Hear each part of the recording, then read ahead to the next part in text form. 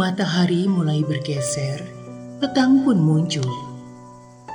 Aku segera memindah jemuran ke dalam teras dan mengambil pakaian kering untuk kubawa masuk ke kamar.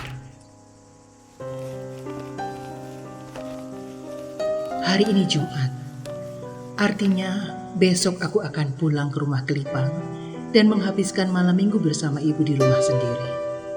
Kebiasaanku adalah memastikan kamar kos beres dan bersih saat aku tinggal semalam atau 2 malam.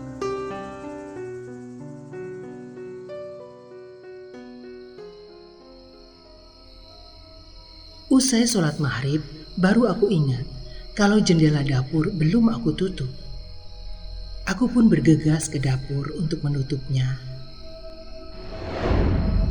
Saat tanganku meraih daun jendela untuk menarik masuk, aku melihat seseorang berdiri di antara pohon pisang yang memang tumbuh banyak di bagian belakang bangunan.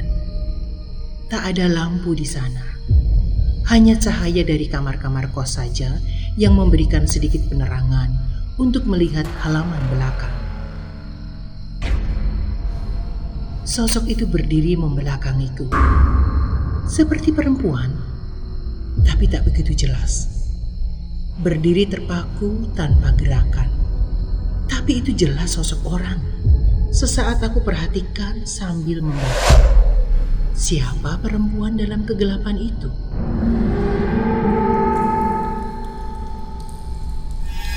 Aku tunggu beberapa detik sambil tanganku tetap memegang daun jendela, siap segera menutupnya. Sosok itu masih diam. Aku makin penasaran. Untuk apa dia di situ? Aku pun menyapanya dengan suara cukup keras.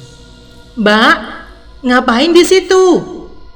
Ia masih diam. Aku memperhatikan makin dalam ke arahnya. "Mbak, hei, Mbak, jenengan siapa ya?" Sapaku setengah berteriak. Karena gak juga menengok, aku pun mengambil senter yang ada di dapur. Sinar senter segera kuarahkan ke sosok itu agar aku bisa lebih jelas mengenalinya. Namun saat senterku sudah menyala terang ke halaman belakang, sosok itu menghilang. Hanya ada pohon-pohon pisang di sana. Lengang, sepi, kosong. Tertegun beberapa detik sebelum aku menyadari bahwa sosok itu bukanlah manusia. Segera ku tutup jendela dapur, mengunci pengaitnya, lalu bergegas ke kamar. Aku sedikit berkeringat. Aku mencoba melupakan sosok itu dengan kembali membereskan kamar, melipat pakaian, menyiapkan barang yang akan kubawa pulang besok. Lalu kunyalakan radio untuk mengusir sepi. Ketakutan ini harus kulawan. Bisikku pada diri sendiri. Aku gak boleh takut pada hantu. Manusia lebih sempurna.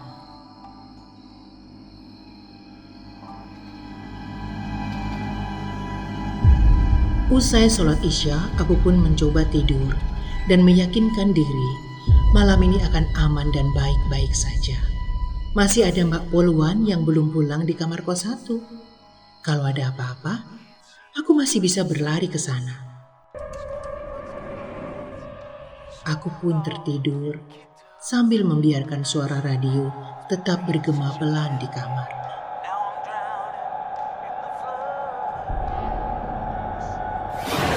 Aku tak tahu berapa lama sudah aku tertidur. Tiba-tiba, aku mendengar suara panci dan peralatan dapur seperti jatuh dari rak. Lebih tepatnya, seperti dilempar-lempar. Ada kemarahan memuncak dari arah dapur. Pelan aku menarik selimut ke arah kepala sambil berpikir, siapa yang ngamuk malam-malam batinku? Ya Allah. Kenapa tak lelah mereka menggangguku setiap malam?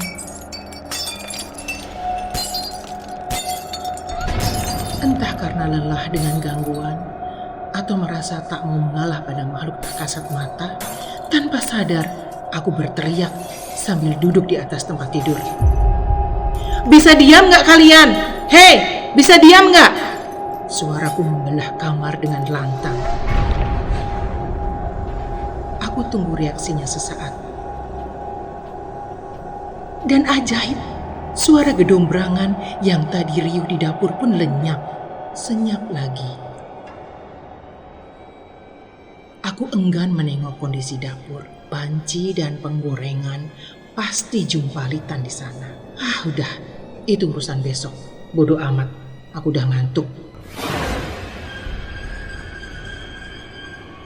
Ini adalah kali ketiga energi mereka mampu membuat berantakan.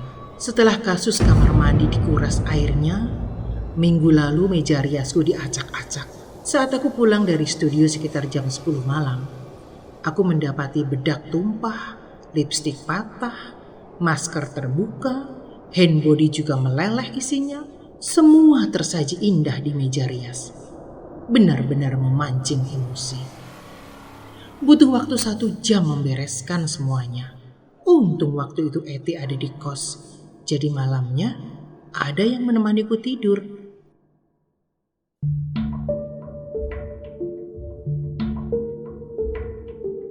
Jelang subuh aku bangun tapi masih malas beranjak dari kasur. Sesaat menikmati rebahan guling-guling di kasur. Antara ngantuk dan sadar, aku melihat Eti berjalan masuk ke kamarku menuju kamar mandi. Dia memang biasa begitu kalau kamar mandinya sedang dipakai adiknya. Aku tidak menyapanya, memilih kembali memeluk guling. Aku menunggu Eti selesai dari kamar mandi, tapi belum juga keluar. Aku pun beranjak dan membuka jendela. Saat aku membuka pintu, baru aku sadar bahwa pintu masih terkunci. Bagaimana Eti bisa masuk kamar? Tanyaku dalam hati. Ada yang tidak beres. Aku pun membuka pintu dan berjalan ke kamar sebelah. Kebetulan pintunya pun sudah terbuka. Eti ada? Tanyaku pada Emma dan Hayu yang ada di dalam kamar. Mbak Eti kan ke Purworejo, balik lagi ntar Senin sore kok. Jawab Hayu adik Eti. Oh, oke. Jawabku pelan sambil berjalan kembali ke kamarku. Lalu siapa yang tadi masuk kamar mandi? Dalam hati aku masih bertanya. Meski penuh tanda tanya, aku pun memastikan siapa yang di kamar mandi. Ternyata kosong, tak ada sesiapa di dalam. Lalu siapa yang tadi masuk kamar dan berjalan ke kamar mandi? Sosoknya benar-benar adalah Eti.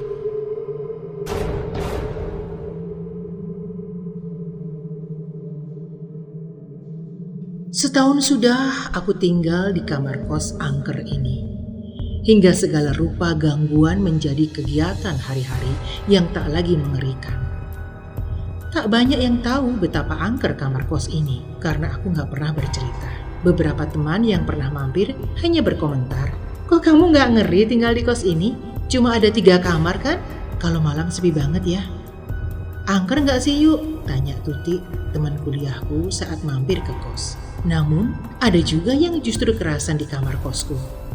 "Enak ya kamarmu, luas, anginnya segar, dan gak rese dengan tetangga sekitar.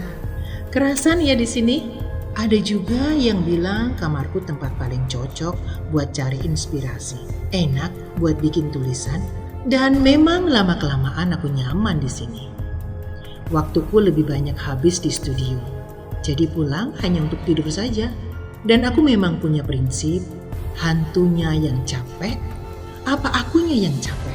Simpel aja sih. Makanya betapapun takut, tapi aku masih bertahan sampai aku bisa punya rumah sendiri.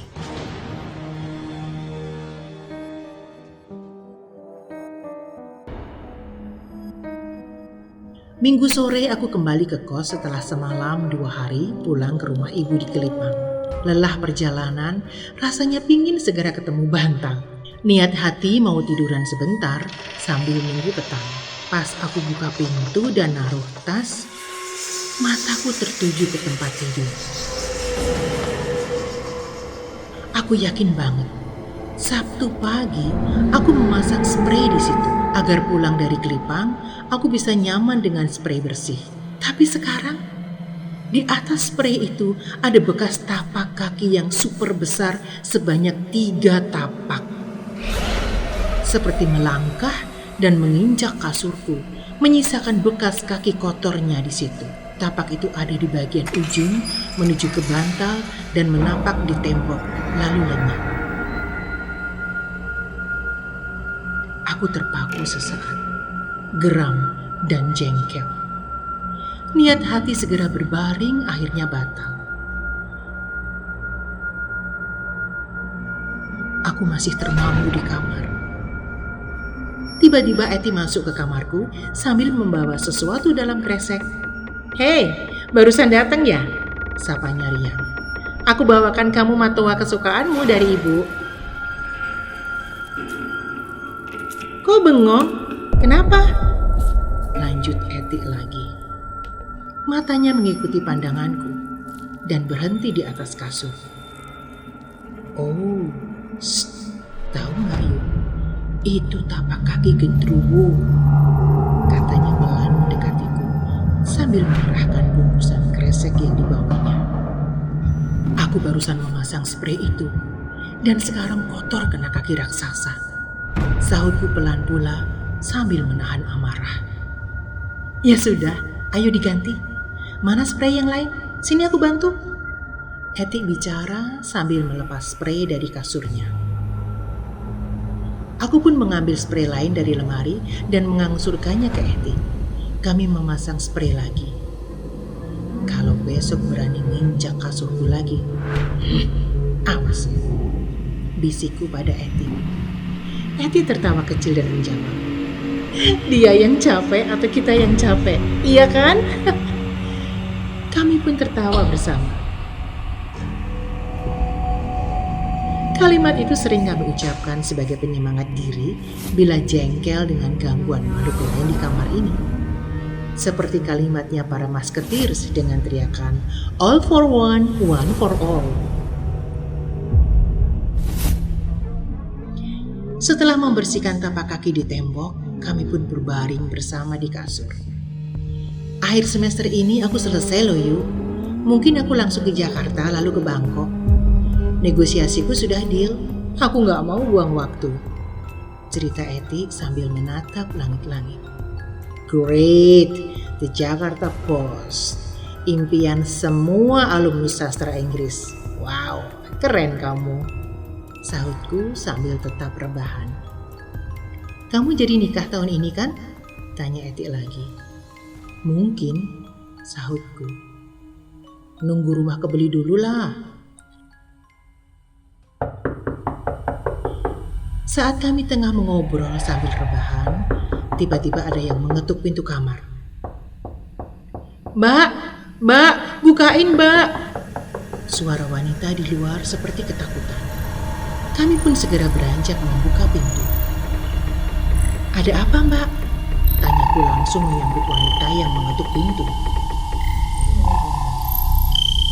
Seorang gadis muda usia 20-an berdiri di depan pintu. Wajahnya polos, berambut sebahu, dengan daster baby doll.